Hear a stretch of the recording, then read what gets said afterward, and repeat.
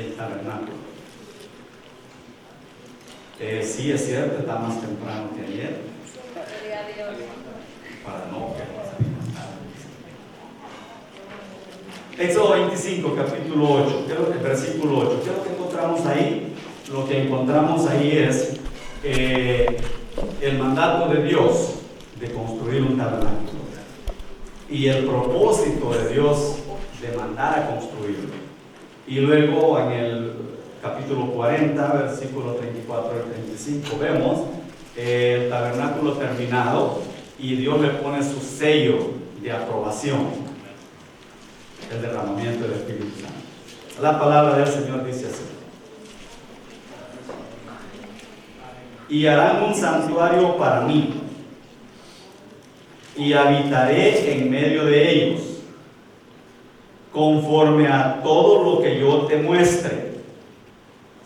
El diseño del tabernáculo y el diseño de todos los utensilios, así lo haréis.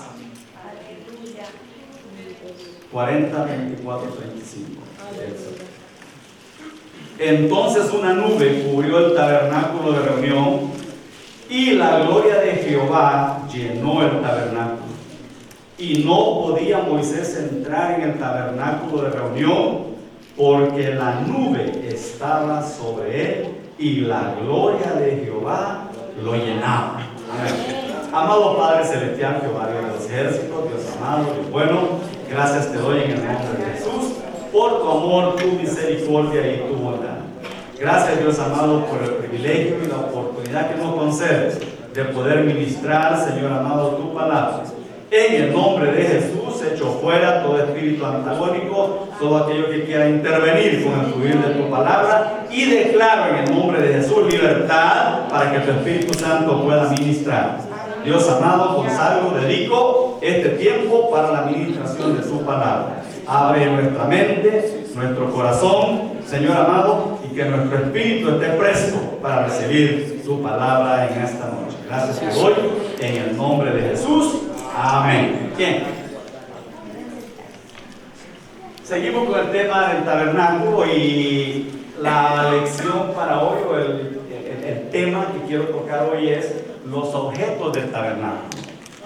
Ayer dimos una introducción, hablamos algunas cositas, sin embargo ahora nos vamos a enfocar un poco más en lo que eran los objetos del tabernáculo. Todos estos que están acá. Siguiente lámina. Ayer creo que aprendimos, siguiente lámina, era que la manera y la forma,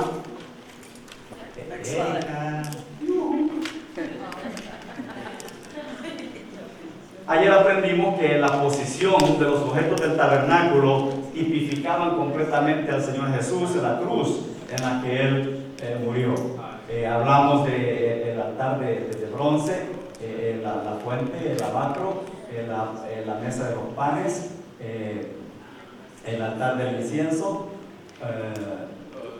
el candelero y el arca del pacto. Bien, siguiente lámina. Comenzamos con la primera área del tabernáculo. El tabernáculo se dividía en tres áreas. ¿Cuáles dijimos que eran? El atrio, muy bien, te colgaste. El atrio, lugar santo y lugar santísimo. Entonces comenzamos, la primera parte es el atrio. En el atrio encontramos dos objetos nada más. Uno es el altar de bronce y el lavabo. Bien. ¿Por qué Dios tenía que venir hasta el altar de bronce a encontrarse con el pecador? Porque el pecador no podía llegar hasta la presencia de Dios. Fíjense el amor de Dios. Como el hombre pecador no podía llegar, Dios hace planes para él poder llegar hasta donde encontrarse. Y este es el lugar donde se encontraba el pecador con Dios. Ahora, el hombre todavía no se atrevía a acercarse al arca para encontrarse con Dios, por el camino del santuario, porque el camino todavía no estaba manifestado. La palabra altar significa lugar levantado. En el altar aquí vemos dos cosas: la bondad de Dios y la severidad de Dios también. Dos cosas se muestran ahí: la bondad y lo severo que es Dios. La bondad hacia nosotros y la severidad hacia la víctima que lleva nuestros pecados: amor e ira, justicia y paz. Entonces, aprendemos aquí, en el altar de bronce, aprendemos que la demanda y derechos de Dios han de ser satisfechos antes de poder gozar comunión con Él. ¿Qué estoy diciendo? Que si usted quiere gozar de comunión con Dios, hay que pasar por el altar del sacrificio. Sin derramamiento de sangre no hay perdón de pecados. Sin el sacrificio de Cristo Jesús, aquí no podemos nosotros tener esa comunión con Dios. La posición, ¿cuál es la posición que tenía? La posición es que estaba colocado frente a la puerta. No había acceso a Dios sino es por medio de un sacrificio. Esto nos habla de la cruz y de las primeras verdades que debemos conocer, y es el principio de nuestra relación con Dios. Aquí es donde se señala y se aprende una nueva vida. ¿Por qué? Porque hay que morir al pecado para resucitar en una nueva vida en Cristo Jesús. Si no se muere en el altar de bronce, no se puede continuar para adelante. Amén. Oh, gloria a Dios. Oh, gloria a Dios. No pretenda santificarse para ministrar si no pasa por el altar de bronce a pedir perdón por sus pecados. Amén. Oh, gloria. Oh, gloria. Oh, gloria. ¿Cuál es uno de los errores del ser humano? Que primero quiere ministrar, estar en la presencia de Dios, y todavía hay pecados ocultos que confesar. Ay, tengo malas noticias para ustedes. No se puede. No se puede. Pastor, no se puede. Hay que morir primero aquí, hay que pedir perdón aquí, hay que pedir que esa sangre nos limpie para poder entonces seguir hacia adelante. Amén. Fue hecho de madera de acacia, cubierto de bronce. ¿Cuáles eran los tres materiales? Los tres materiales en el tabernáculo: número 1, bronce; número 2, plata; número 3, oro. Usted va a ir viendo cómo va aumentando en calidad y por qué es que va mejorando. ¿Sí? Entonces, en el atrio es bronce, son de bronce los dos. Madera de acacia. ¿Por qué madera de acacia? Porque la madera de acacia es de mucha durabilidad. Se dice que la acacia no se pudre, dura muchísimo. Esto nos habla de la humanidad de Cristo, sin pecado, sin corrupción. No se le olvide que el cuerpo del Señor Jesús no se corrompió, no se pudrió. Acacia, símbolo de Cristo Jesús, de la humanidad de Cristo Jesús. No se corrompió, no vio corrupción, porque resucitó antes a su nombre. Bronce. Bronce es resistencia al calor. Está manifestada la fuerza y la permanencia de Cristo, y también el juicio por el pecado. Era cuadrado. Era cuadrado. ¿De qué nos habla eso? El número 4, el cuadrado, representa la tierra. Habla de la salvación para el mundo entero. Escuche esto. El altar del sacrificio era el más grande de todos los objetos. Escuche. Era el más grande de todos los objetos. Aquí cabía el lavacro, la mesa de los panes, el incensario, el altar, el candelero y el arca. Todos cabían en el altar del sacrificio. ¿Por qué? ¿Por qué? ¿Por qué? ¿Por qué? Porque todas las bendiciones están incluidas en la muerte de Cristo Jesús y en su sangre derramada en la cruz del Calvario. ¿Sabes lo que está diciendo? Que nada de todo lo demás sería beneficioso si no se pasa por el arrepentimiento y el perdón de pecados en el altar de Jesús. Para poder disfrutar del lugar santo hay que morir aquí. Para poder disfrutar de la hay que morir aquí. Para poder entrar al lugar santísimo hay que morir aquí. Todos los objetos cabían en el altar del sacrificio. 4 cuernos, 1, 2, 3, 4. Los cuernos apuntaban hacia los 4 ángulos de la tierra. ¿Qué quiere decir eso? Alcance mundial, salvación para todo el mundo. Que el sacrificio de Cristo Jesús en la cruz del Calvario tiene alcance completo para salvar la humanidad. Oh, gloria a Dios. Los cuernos hablan de eso, símbolo de fuerza y de poder. El altar de bronce no tenía gradas. No tenía gradas para subir. ¿Qué nos indica eso? ¿Qué nos enseña eso? Que el hombre no puede subir a Dios con la justicia humana sin exponerse al juicio. Nadie puede alcanzar salvación por sí mismo y nadie puede pretender alcanzar perdón de pecados por sí mismo. No tenía gradas. No hay otro camino, únicamente el sacrificio de Cristo Jesús. Amén. Tenían unas varas para transportarlos. Estas se ponían aquí. Se metían unas varas y de ahí se levantaban y eso servía para transportar. ¿De qué nos habla eso? Es un mensaje a los creyentes de ser portadores del mensaje de salvación. Aleluya. El Señor Jesús lo salvó a usted. El Señor Jesús lo perdonó a usted. Vamos entonces nosotros a llevar ese mensaje a otros para que puedan venir a los caminos del Señor. Eso representa la palabra. El sacrificio aquí dice que se hacía todos los días, se hacía en la mañana y se ofrecía en la tarde un cordero, de la manera que a cualquier hora se encontraba un sacrificio quemándose ahí. ¿De qué nos habla eso? Eso nos habla que el sacrificio de Cristo Jesús es siempre recordado por Dios y que siempre habla a favor de nosotros. Siempre es eficaz. El sacrificio tipificaba la muerte de Cristo Jesús en la cruz del Calvario y también indica que hay salvación a cualquier hora del día. Aleluya.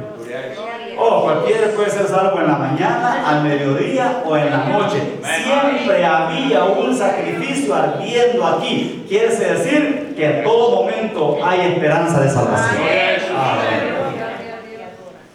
Siguiente objeto que nosotros encontramos en el lugar, en el atrio, es la fuente de bronce. Era hecha de bronce y era colocada entre el altar de bronce y el lugar santo. Escuche esta información muy importante.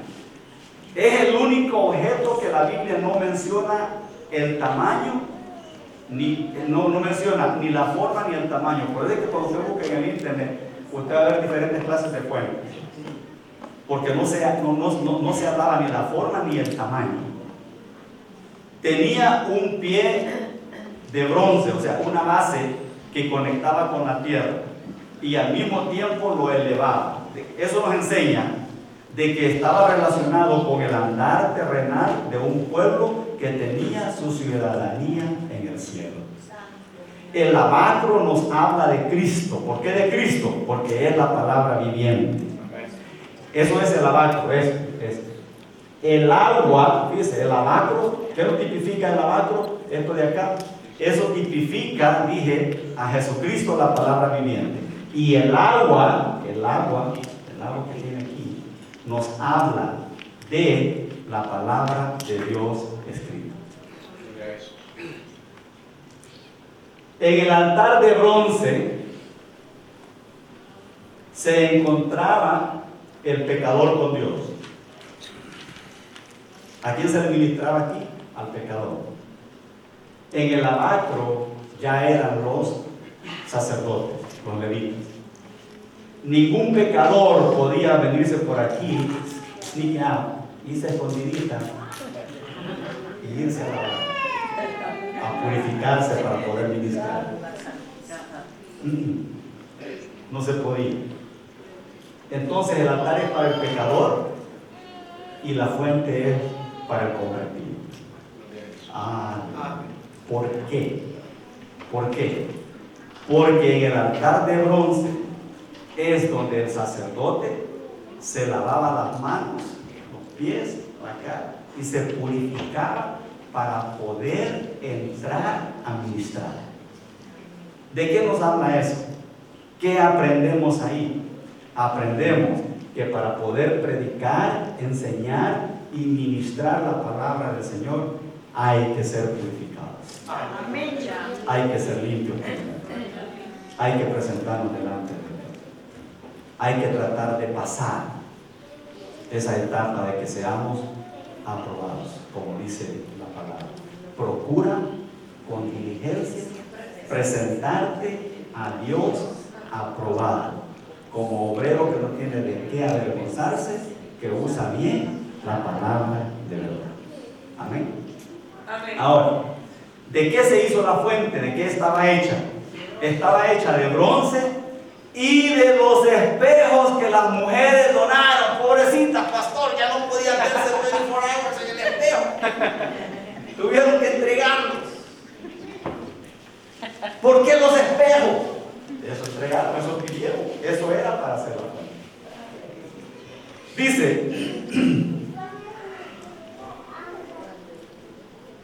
¿cuál es la función de un espejo? A ver si entienden la corbata torcida. La función del espejo es mirarse uno mismo.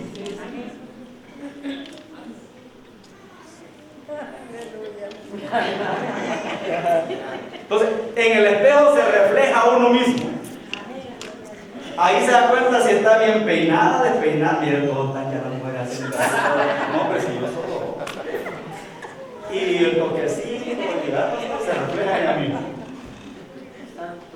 Aunque Santiago dice que después que nos hemos visto, que nos vamos, se nos olvida cómo éramos y cómo somos. ¿Cuál es la función de la fuente? La función de la fuente y la función del espejo es para reflejarnos a nosotros mismos, donde podemos ver nuestras virtudes y nuestras deformidades. Podemos ver nuestras virtudes y nuestras flaquezas y nuestras imperfecciones. Así es la palabra de Dios. Así es la palabra de Dios. Como un espejo que refleja las bellezas o las deformidades espirituales de cada uno de nosotros. Aquí nos revela y nos juzga la clase de vida que cada uno tiene. Amén. Dice que la forma y el tamaño eran desconocidos también. ¿Por qué? ¿De qué nos habla esto? Esto nos da la idea de que la forma, escuche esto porque la forma de cómo obra la palabra de Dios es desconocida, y la inmensidad, el poder que tiene la palabra de Dios también es desconocido.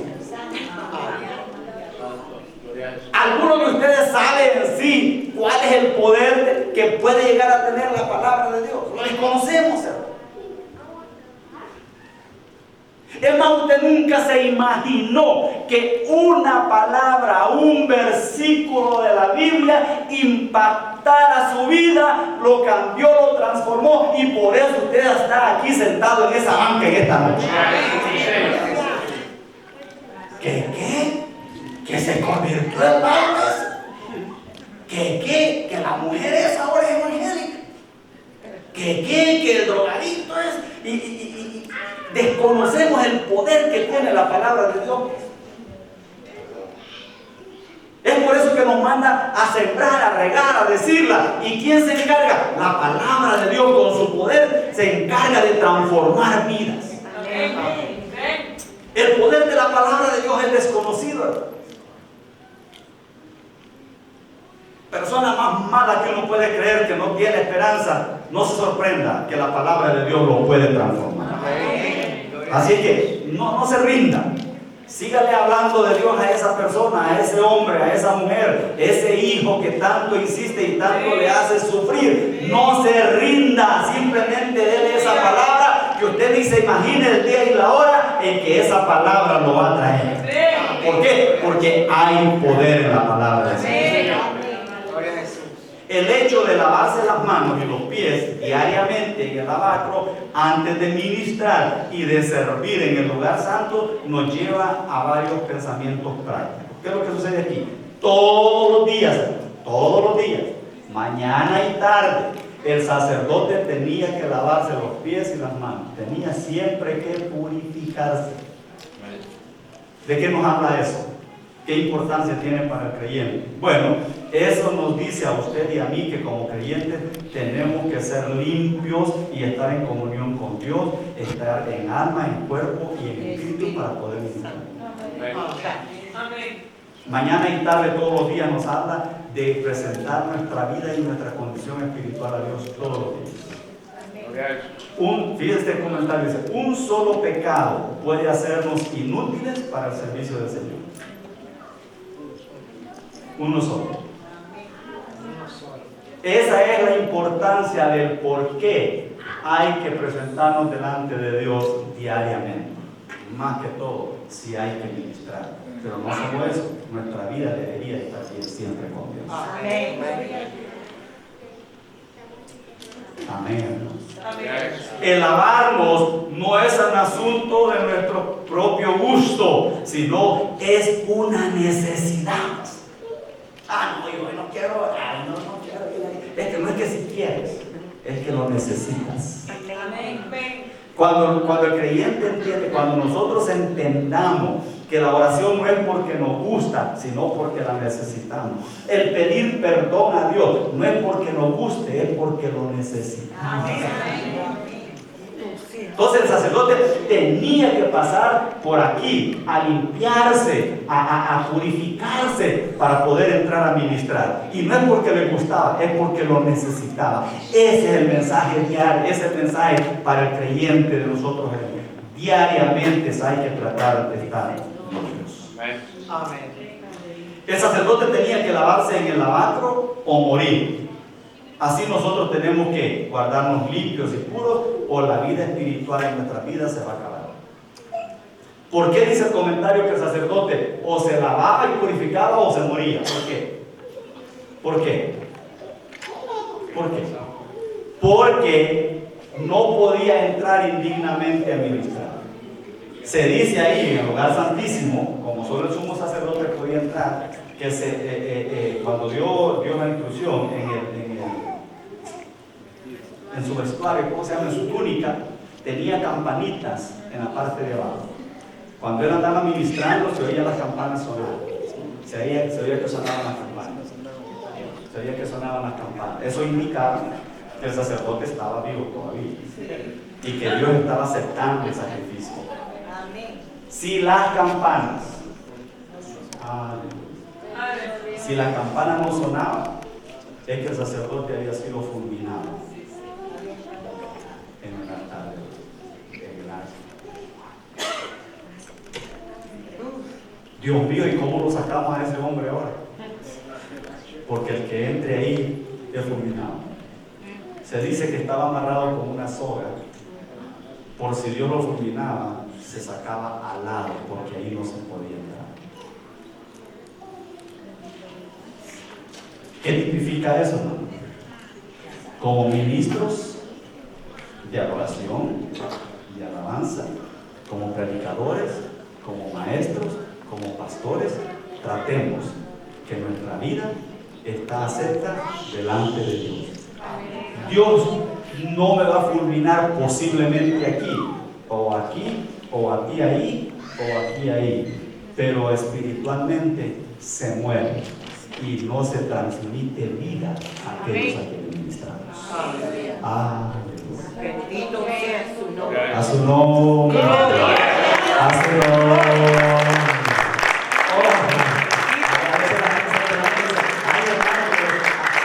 Ay, hermano, ¿por qué Dios no hace como hizo con Ananías y Zafira, que los fulminó allí mismo?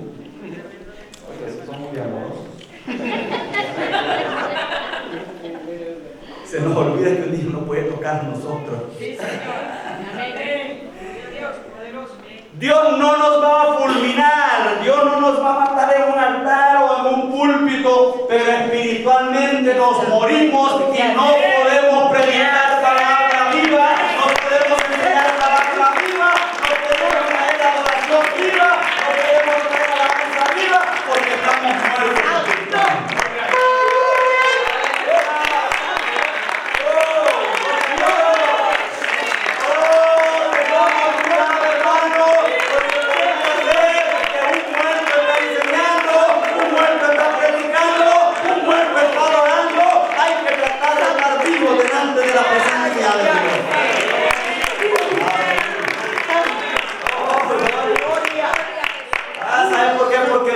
Que sabe y conoce esa condición, pero lo que se transmite, santo. Oh, gloria a Dios. Oh, trabaja. Oh, glorifícate. Su nombre. Santo. Ay, ay, ay. Gracias, Señor. Siguiente objeto, Erika, era. Ahí ya pasé hace rato. Vamos al lugar santo. O aquí es la fuente de bronce. El altar de bronce, la fuente de bronce. Vamos al lugar santo. Siguiente lámina. Oh, mira, no te la pedí. Siguiente lámina, ya pasé por ahí. Ay, gracias. Se me olvidó pedirla. Eso, cuando voy en bajada y sin freno, aparte. Esa lámina era para cuando yo hablara de que hable.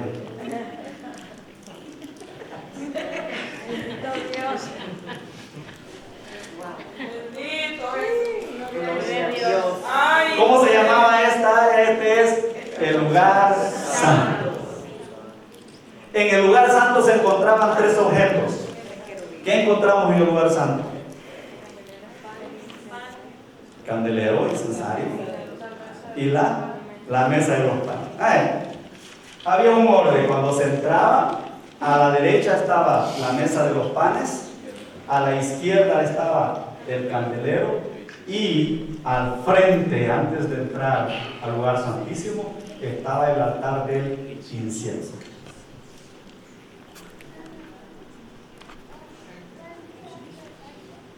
Hay un orden. La mesa tenía que estar a la derecha siempre. Yo no sé si una mujer soportaría estarla viendo siempre en la gloria a la derecha de la mesa. Que las mujeres se aburren de ver el mueble en la puerta. Pastora, cada rato le están dando vuelta a la sala aquí, mueven la mesa y se cansan. ¿Usted se imagina que Dios hubiera puesto a alguien a cuidar el lugar santo? Hubiera estado bueno el candelero por todos lados. Dios los bendiga a ustedes por ser así. No es una queja, es una virtud. Pero la mesa de los panes estaba a la derecha.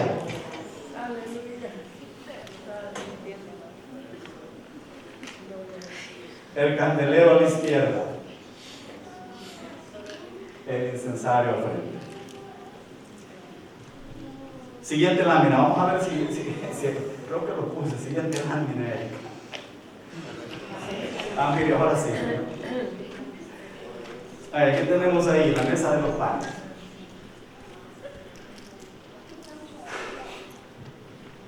Los panes se cambiaban todos los sábados. Se quitaban los panes viejos, por así decirlo, se los comían los sacerdotes y se ponía pan nuevo. Estos panes, para cocinarlos y todo, se perforaban, se picaban así, para que se cocinaran, se picaban.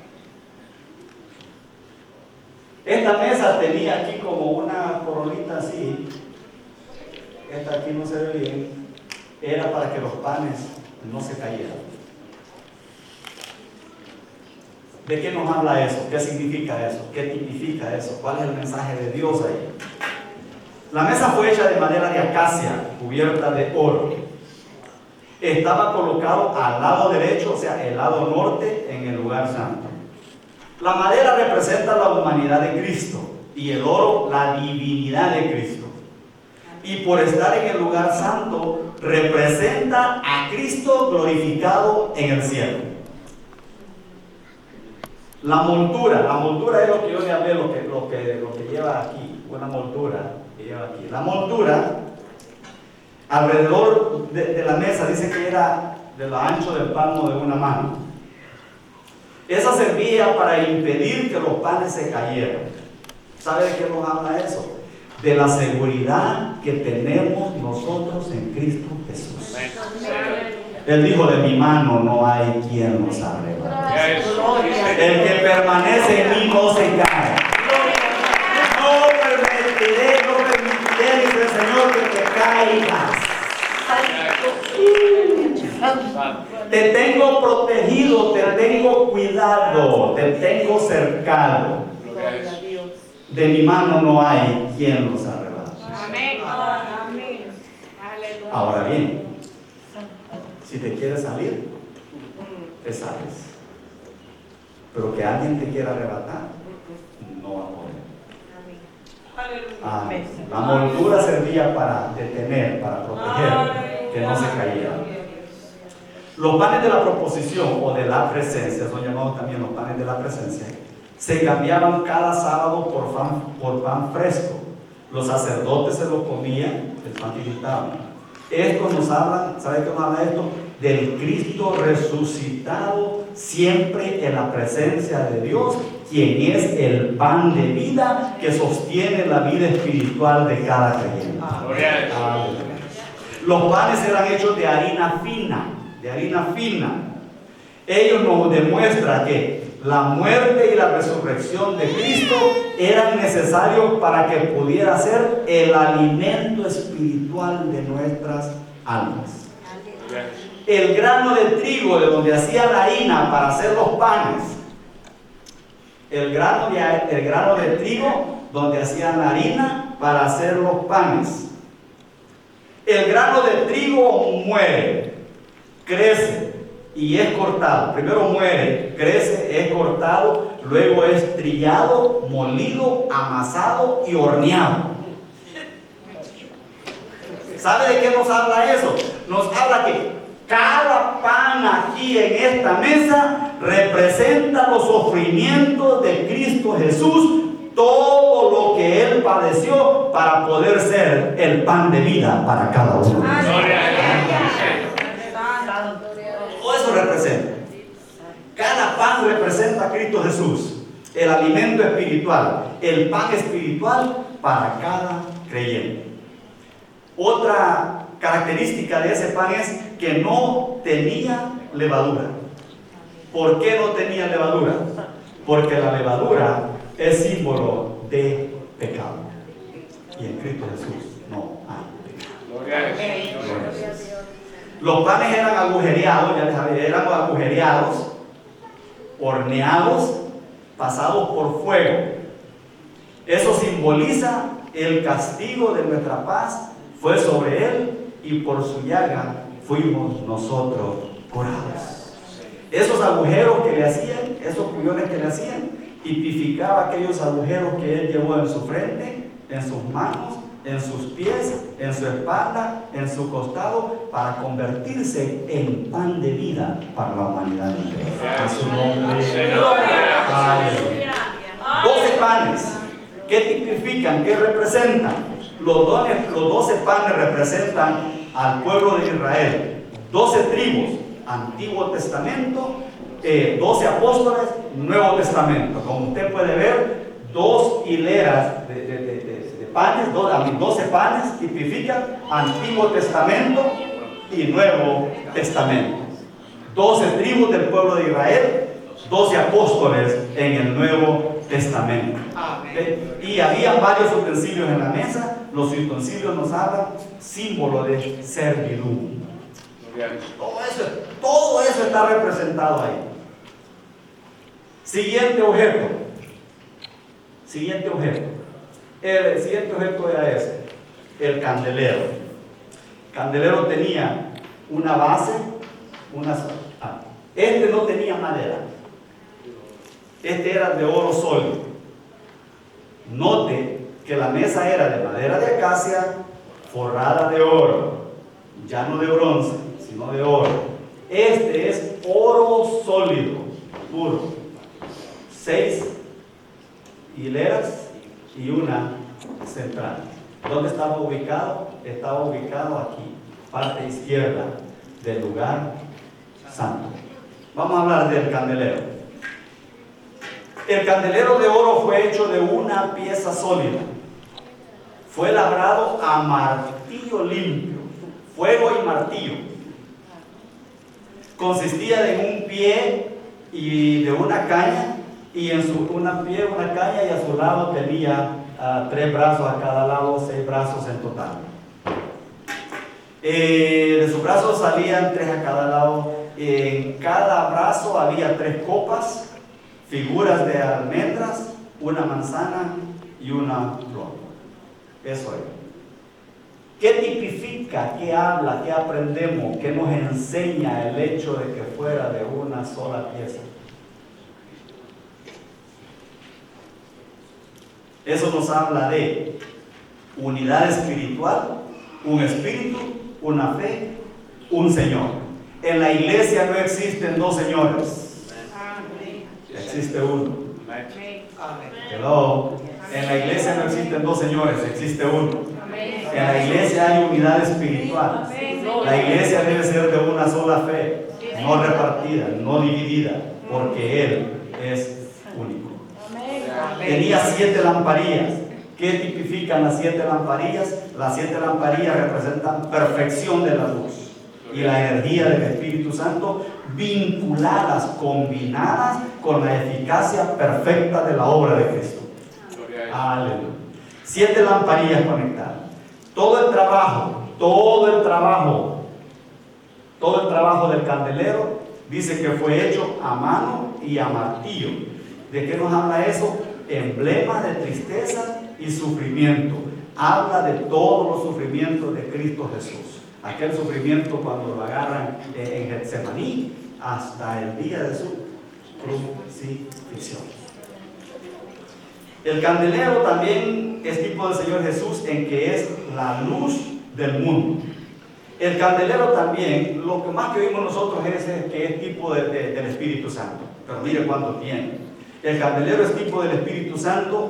Todo el servicio del tabernáculo fue hecho con la luz del candelero de oro. Todo lo que se ministraba aquí en el lugar santo, dijimos ayer que había unos velos, de 4 velos ahí era oscuro, oscuro. La única luz que había ahí es la que producía el candelero. Toda la administración que se hacía ahí era basada en la luz del candelero. Eso nos habla del Espíritu Santo, iluminación, guía y control, dirección del Espíritu Santo. El candelero tipificaba también la unión de Cristo con su pueblo. ¿Por qué? Por ser de una sola pieza y por tener brazos. Esta es la unión, Cristo es Jesús, y esto tipifica también creyente. Unión de Cristo con el creyente. Todo eso está tipificado ahí. Esto nos recuerda lo que dijo Juan en Juan 15. Jesús, la vid verdadera, y nosotros los pámpanos. Jesús, la vid verdadera, y nosotros los pámpanos. Nosotros estamos adheridos a la vid verdadera. Él dijo, ¿qué dijo Jesús? Separados de mí, nada podéis. Qué errorazo muchas veces de nosotros los cristianos. Queremos hacer cosas en la iglesia, queremos hacer ciertas cosas en la iglesia, ciertas actividades para Dios, pero queremos hacerlas separadas de Dios. No va a funcionar. Si la obra es de Dios, Hay que estar apegados a Dios, porque separados de Él, nada podemos hacer. Somos unidos en su muerte, representados por el martillo labrado, también en su resurrección representa. Ok.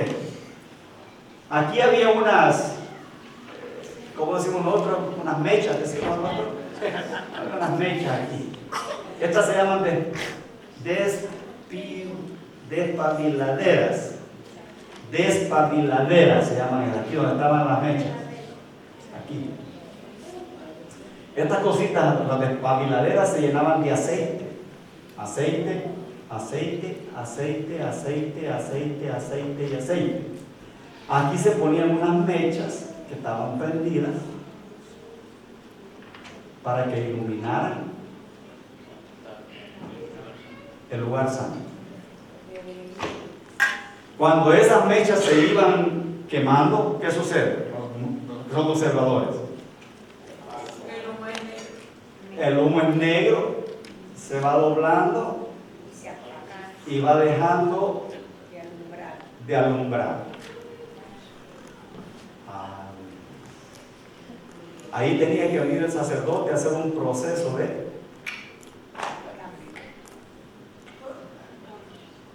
despabilar. ¿Sabes lo que era despabilar? Despabilar era cortar la mecha, dejarla cortita para que siguiera dando más luz. Hermanos, ¿qué tiene que ver eso conmigo? ¿Qué tiene que ver conmigo? Que muchas veces en este caminar en Cristo, a veces estamos bien ocupados en la obra del Señor, estamos dando, hermana, y dando.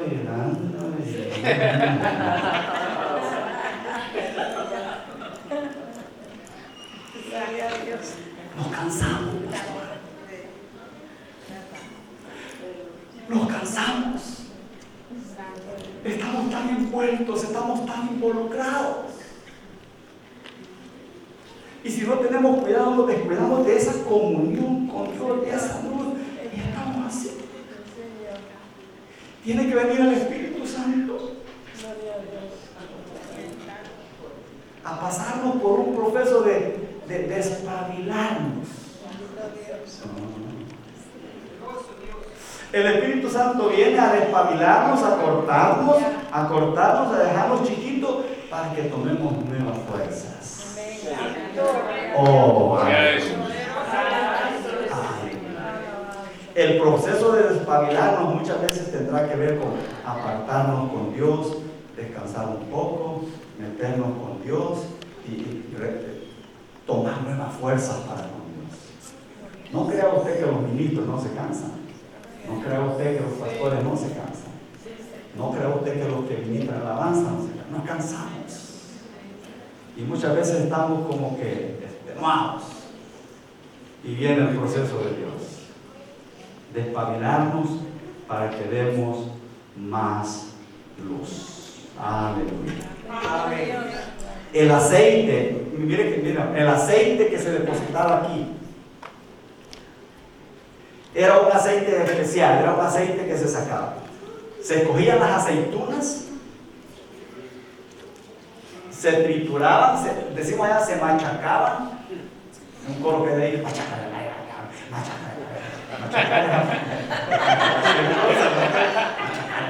Ya lo cierro, machaca, no.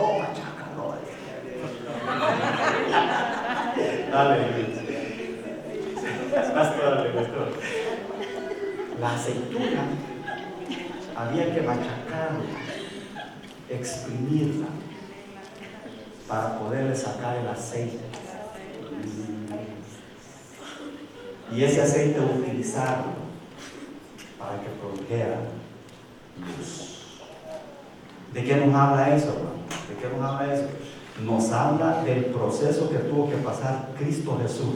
Dice que este aceite era tipo del Espíritu Santo. Y los olivos, las aceitunas esas, eran tipo de Cristo. ¿Por qué? Porque fue triturado, molido, exprimido por nuestros pecados para que pudiésemos tener el Espíritu Santo en nosotros, iluminando nuestra vida. Fíjese, recordarlo, tipifica a Cristo Jesús, el proceso que Él llevó como siervo sufriente. ¿Para qué? Para que usted y yo podamos tener el aceite del Espíritu Santo iluminando nuestras vidas. En nombre de Gloria a Jesús. En cierto aspecto, el candelero, por su construcción, dice, en cierto aspecto, el candelero, por su construcción, tipifica también al creyente. ¿En qué aspecto me tipifica a mí el candelero de oro? Bueno, que el candelero de oro fue hecho a martillo limpio, a golpe puro y fuego. En cierto aspecto nos representa a nosotros. ¿Sabe por qué? Porque Dios, para moldear nuestro carácter, para formarnos y tratar con nosotros, tiene que darnos martillazos. A veces en esa formación del carácter, en la formación de nosotros como creyentes, no lo logramos si no es a golpes, a sufrimientos, ataque del enemigo, pruebas y tribulaciones. Esa es la única manera, pastor, que muchas veces crecemos y podemos ver la gloria de Dios manifestada. El candelero también nos purifica a nosotros. Cuando Dios quiere sacar lo mejor de nosotros, tiene que pasarnos muchas veces por ese martillazo. Amén. Estemos seguros nada más que ese proceso sea un proceso para hacernos crecer y no de castigo. Amén. Amén. Porque no es lo mismo que Dios nos pase por un proceso para pulirnos y trabajar con nosotros, a que nosotros nos metamos en problemas. ¿Cuál es diferente?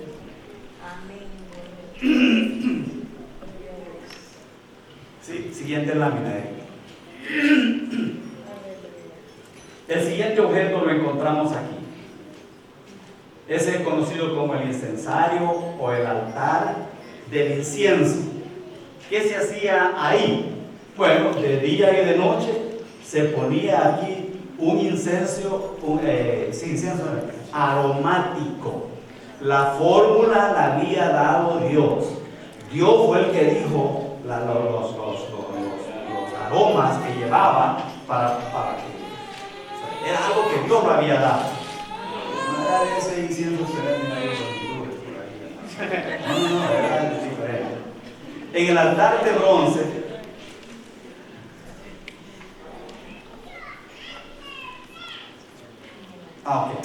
en el altar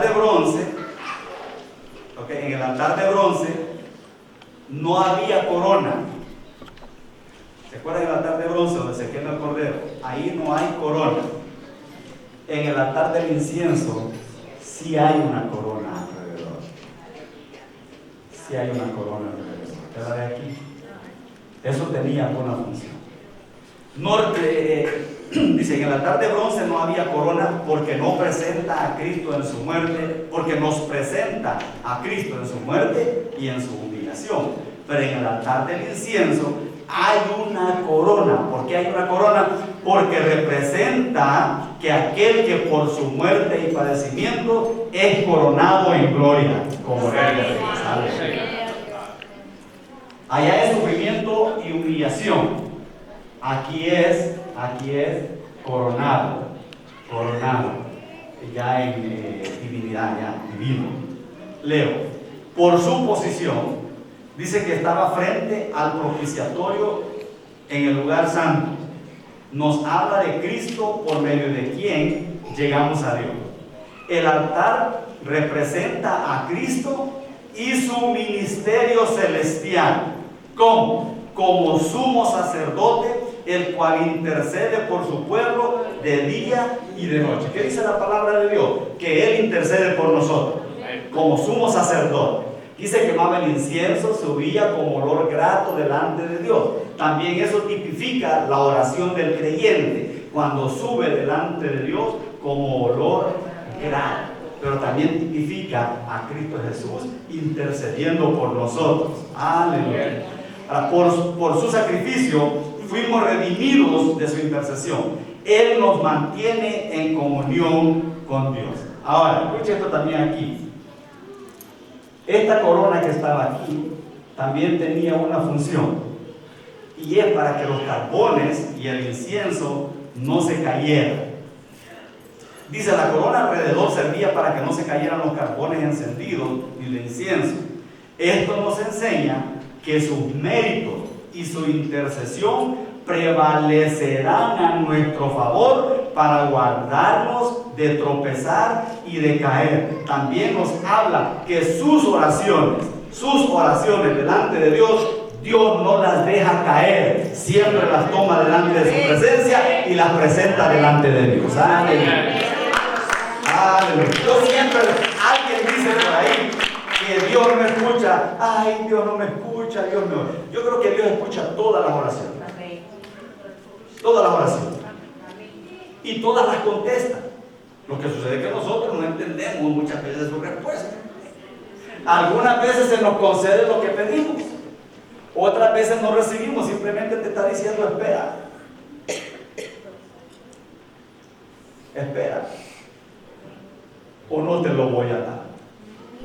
Lo que sucede es que nosotros, como no pasan las cosas como nosotros pedimos, creemos que Dios ni nos contestó ni nos escuchó. No es cierto.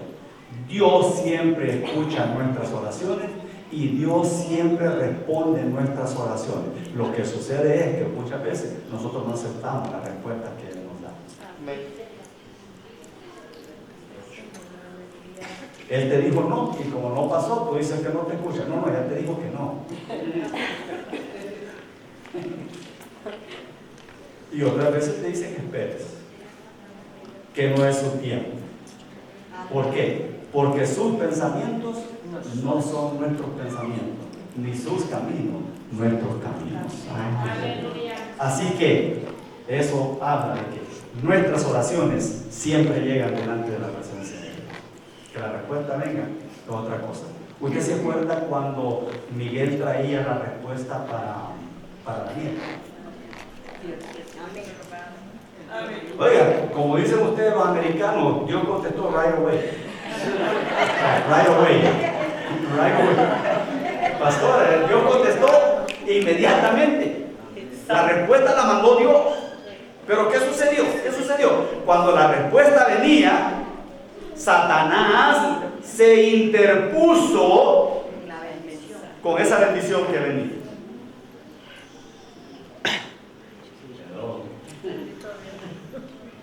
Posiblemente Dios te contestó ya, pero hay alguien que está deteniendo esa bendición para ti. Sigue orando, pídele a Dios. ¿Dónde está eso? Esa confirmación, para que Dios te dé fuerzas para seguir esperando. Pero Dios siempre escucha nuestras oraciones. Él no permite que se caiga. Siempre lleva delante de la presencia de Dios. El incienso representa también las oraciones, la adoración y la alabanza del pueblo de Dios. ¿Qué está diciendo acá? Que también el incienso representa la adoración a Dios.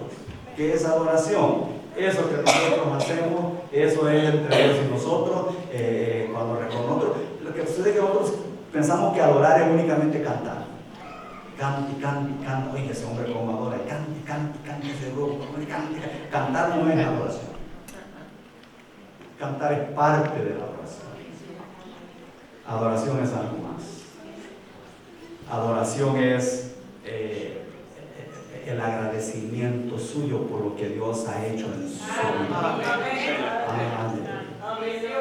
Adoración es ese agradecimiento. A veces es como complicado definirlo.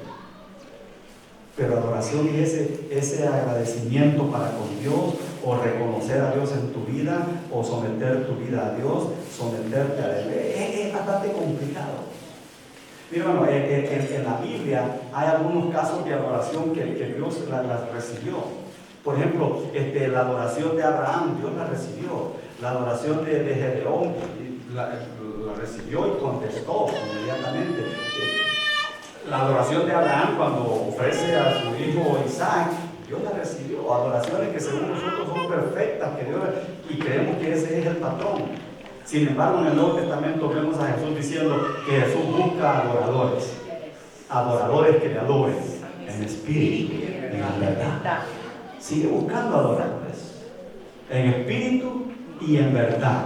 Una adoración genuina, una adoración sincera. ¿Se acuerdan de aquella mujer que está postrada a los pies de Jesús, que derrama un perfume y la quieren quitar y la jalan de ahí? Esa mujer llorona porque está llorando mucho. ¿Sabe qué estaba haciendo ella? Adorando. Además, Jesús dijo: donde quiera que se predique este evangelio, se va a hablar de esta mujer. ¡Aleluya!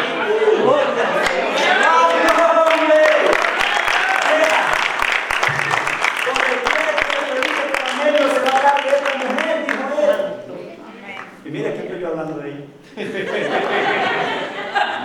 Aquí estoy yo hablando de ella. Aleluya. Adoración es dar. Adoración es entregarse. Adoración es despojarse para darle a Dios. Adorar es reconocer a Dios en su vida. Todo adorador es un dador. Amén. No puede existir un adorador que no sea dador.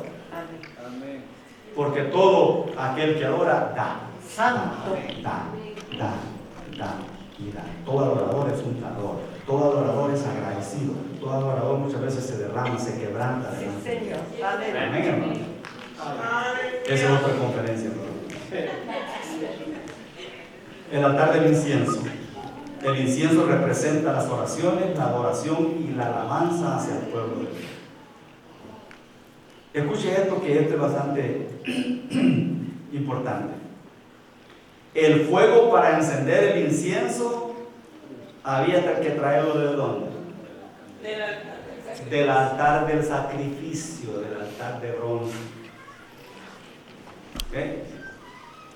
Para encender el incienso y el altar de oro, se tenía que ir al altar del sacrificio, agarrar fuego del altar para encender aquí. Oh, ¿de qué nos habla esto? ¿De qué nos habla? Aleluya. Todo tiene que pasar por el altar del sacrificio. Todo está basado en la muerte de Jesús en la cruz del Calvario. Todo está basado en la sangre derramada en la cruz del Calvario. Todo aquel que muere aquí, de aquí es donde se sale para poder llegar hasta aquí a adorar. ¿Usted se acuerda de aquellos dos que menciona la Biblia que fueron fulminados, fueron muertos por ofrecer fuego extraño? ¿Sabe cuál era el fuego extraño que ellos ofrendaron? Que no fueron a agarrar fuego del altar del sacrificio, sino que agarraron cualquier fuego para prender. Hermanos, ¿qué tiene que ver eso? Ay, tiene mucho que ver. Hoy en día hay muchas iglesias ofreciendo fuego extraño. Gloria a Dios. Sus cánticos, su adoración, su predicación, su enseñanza no está basada en el altar del sacrificio, en la muerte de Cristo Jesús. Están usando métodos del mundo. Están utilizando fuego extraño para traer a la casa de Dios. ¡Aleluya! Hay gente en altares ministrando clases de música o cosas raras y extrañas que lo están trayendo de afuera, que a veces parecieran discotecas o barras. Créalo o no lo crea por la palabra, tenga cuidado, podría ser fuego extraño. No se puede venir a adorar a Dios, a ofrendar a Dios, delante de Dios, fuego extraño de allá afuera. Los métodos humanos, mundanos, seculares, son mundanos, seculares para el mundo. Lo mundano no puede venir a ponerse para adorar a Dios. Amén. Eso lo aprendemos en el tabernáculo. No se puede ofrecer fuego extraño. No se debe fuego. Bien. Siguiente objeto, Erika. Tenemos el velo. Este es el lugar santo. Para entrar al lugar santísimo está detrás. Antes de entrar ahí estaba lo que se llama el velo. Este velo estaba suspendido de ganchos aquí arriba. Estaba con ganchos. Sí, la cortina, estilo cortina. estaba sostenido con unos ganchos de aquí arriba, de ahí se colgaba. ¿Qué más había ahí? Ganchos de oro en pilares de madera de acacia cubiertos de oro, colocados en basas de plata. Este velo representa la carne o la humanidad de Cristo Jesús. Esto representa la carne, la humanidad de Cristo Jesús, su cuerpo. ¿Okay? Vaya pensando, clavos, ganchos, su carne, su cuerpo colgado. ¿Qué más hay ahí? Este velo ocultaba la presencia de Dios. ¿De quién? De los sacerdotes. El velo de lino blanco separaba la presencia, ¿verdad? Pecado, déjenme leerlo aquí como que lo tengo. El velo ocultaba la presencia de Dios de los hombres. Así el cuerpo físico de Jesús ocultaba de los hombres su divinidad. Este velo lo que hacía era que ocultaba el arca, la que estaba detrás. Pero este velo, tipificando el cuerpo de Cristo Jesús, el Señor Jesús siempre ocultó la divinidad para con los hombres. ¿Por qué? Porque Él vino como hombre a morir a la tierra. No se dice que quizás en una ocasión el Señor Jesús usó su divinidad únicamente estando en la tierra. Pero de ahí, de lo contrario, Jesús sufrió como humano, vivió como humano y venció como humano. Aleluya. Aleluya. Aleluya. Oh, lo vivió todo por usted y por mí. Lo vivió todo por usted y por mí como humano. Jesús no utilizó su divinidad, o sea, su poder como Dios para vivir en la tierra. Las señales que hizo, lo hizo porque el Espíritu de Dios estaba con él. Se dice que una vez nada más utilizó ese poder que él tenía, y fue cuando lo tienen cercado, pastor, que está así, que lo querían linchar. Lo tenían cercado, que lo querían linchar. Y de repente Jesús se desapareció. Está ahí en las Escrituras. Es la única vez que se cree que utilizó su poder y su divinidad como Dios. Desaparecerse en medio de ellos. Está registrado. De ahí todo lo demás y todo su ministerio lo hizo como hombre, como humano, pero dirigido y lleno del poder del Espíritu Santo. El velo tenía querubines. Los querubines representan a la esposa de Cristo, quien está sentada con Cristo en lugares celestiales, gozando de la comunión de Dios. Los querubines representan la iglesia de Dios, que ya está en lugares celestiales. ¿Se acuerda? Ayer mencionamos un poco, cuando Jesús muere en la cruz del Calvario, este es el velo que se rasgó. Este es el velo que se rompió. No se le olvide que este velo tipifica la carne, el cuerpo de Cristo también. Y este es el que se rasgó de arriba a abajo. Se rasgó, se rompió, dando acceso directo a la presencia de Dios. Porque antes únicamente el sumo sacerdote, una vez al año, podía entrar hasta ese lugar. Una vez. Pero cuando se rompió, hay acceso directo para usted, para cada uno de nosotros, delante de la presencia de Dios. Amén. ¿Qué había detrás de esto, Erika? Descúbrelo.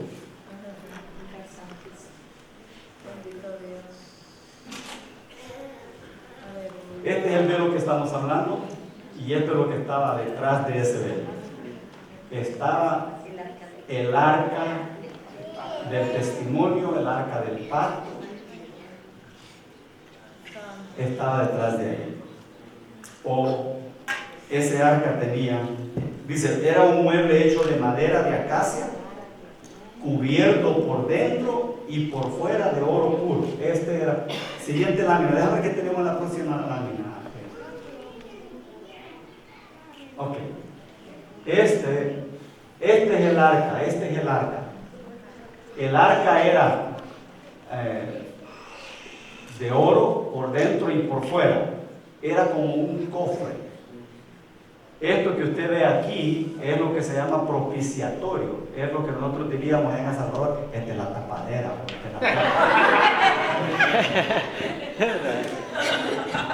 Oye, pues si me entendieron mucho, parece. Esta es la tapa, Esta es la tapa, la tapadera. El propiciatorio, pues. Este se llamaba propiciatorio y este se llamaba arca. En el arca se encontraban tres cosas: la vara de almendras, la vara de Aarón, que reverdeció, un vaso con maná y las tablas.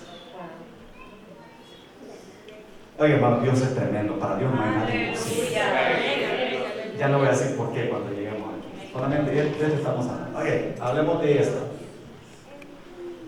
Era un mueble hecho de madera de acacia, cubierto por dentro y por fuera de oro. El oro simboliza deidad. La madera es símbolo de la humanidad de Cristo. Es el primer mueble que Dios le da instrucción a Moisés para hacer. Fíjese, nosotros hemos empezado de la puerta, pero el primer mueble, si usted ve, el primero que Dios le dio instrucción a Moisés para hacer fue el arca. Dios comenzó a dar instrucciones de adentro hacia afuera. Aleluya. ¿Por qué Dios comienza dando instrucciones, pastora, de adentro hacia afuera?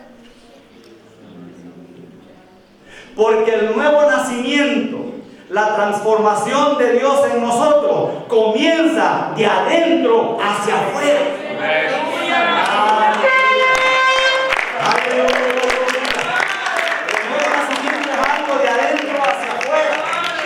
La obra de Dios en nosotros es de adentro hacia afuera. Dios cambia nuestro corazón primero. Dios cambia lo de adentro primero y luego hay que ir transformándolo de afuera.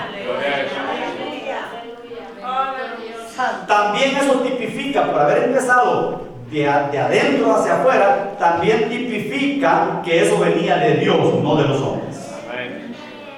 Porque el cambio del nuevo nacimiento, el cambio interior, lo hace Dios de adentro hacia afuera.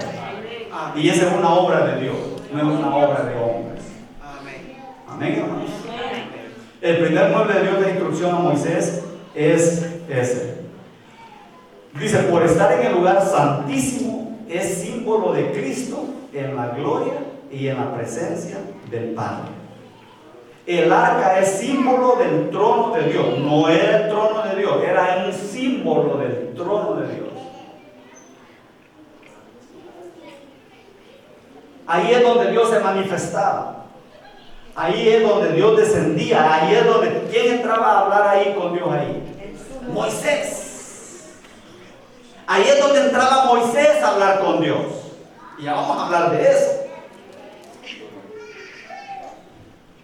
El sumo sacerdote entraba una vez al año.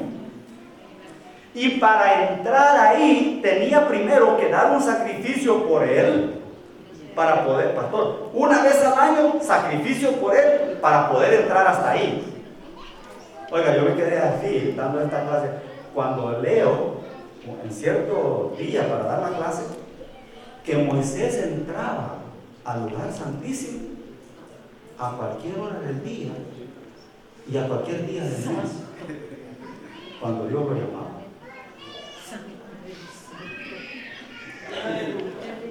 Aleluya.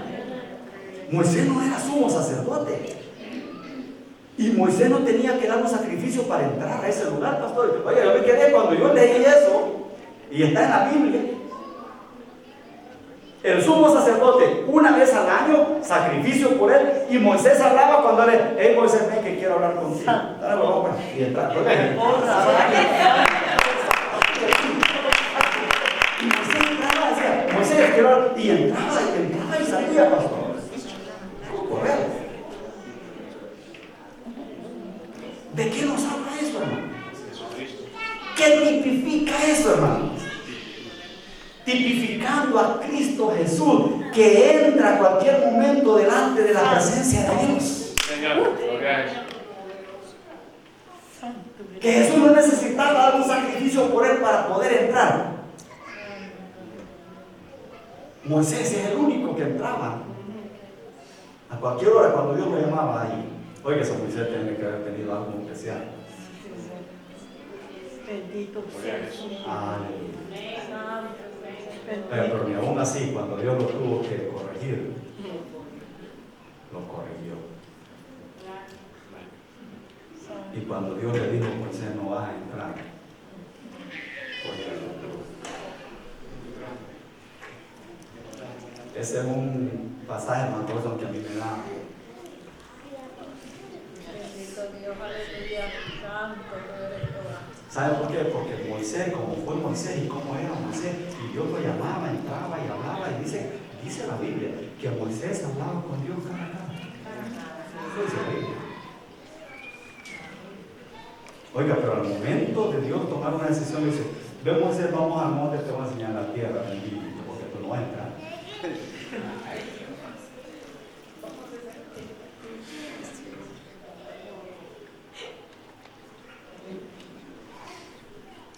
santo. Se dicen tantas cosas, ¿no? Que dice que murió, que lo sepultaron, que quizás está ahí, porque después aparece allá en la transfiguración. Pero Moisés no entró a la tierra prometida, la tuvo que ver desde lejos. Dios siempre mostrando su amor, su rectitud y su justicia. Muy buenos predicadores podemos ser, muy buenos maestros podemos ser, muy buenos ministros de alabanza y adoración podemos ser, muy buenos misioneros podemos ser, muy buenos evangelistas podemos ser, pero cuando Dios nos tiene que llamar a cuentas, Dios nos llama a cuentas. Aleluya.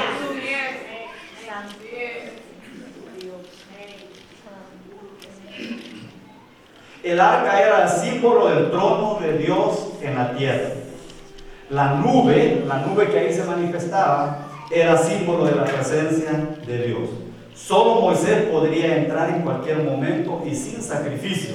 Es tipo de Cristo como mediador entre Dios y los hombres. Dios entra a cualquier momento a interceder por nosotros. Además, dice que está a la diestra del Padre intercediendo por nosotros. Gloria a Dios. Aleluya. Gloria a Dios. Aarón entraba una vez al año con la sangre de un cordero. Esto tipifica a Cristo entrando una vez por siempre, un sacrificio para siempre, para limpiar y perdonarnos de todo pecado. Amén. Ya casi terminamos. El propiciatorio. ¿Qué era el propiciatorio? El propiciatorio. En el propiciatorio, eso significa Dios es propicio o Dios es favorable. Propiciatorio. Dios es favorable o Dios me es propicio.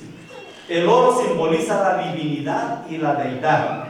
En el propiciatorio nos manifiesta que la obra de propiciación es divina. Este es otro instrumento, otro objeto que se hizo a martillo limpio. Este tampoco era madera forrada. Este era sólido, oro sólido, labrado a martillo también. ¿Qué más hablamos ahí? Esto nos habla de los sufrimientos de Cristo para llevar a cabo la obra de propiciación por el pecado. El propiciatorio habla de la misericordia de Dios que Dios manifiesta hacia el hombre. ¿Qué se hacía aquí? Aquí se rociaba la sangre, aquí se rociaba la sangre, que eso nos hacía propicio delante de Dios. Sin remisión de sangre no hay, sin derramamiento de sangre no hay remisión. Sobre el propiciatorio nos recuerda la misericordia, está basada en la justicia de Dios. Los querubines, son imágenes de querubines que están ahí. Los querubines son reales, ¿no? Ya son las 9, nos vamos.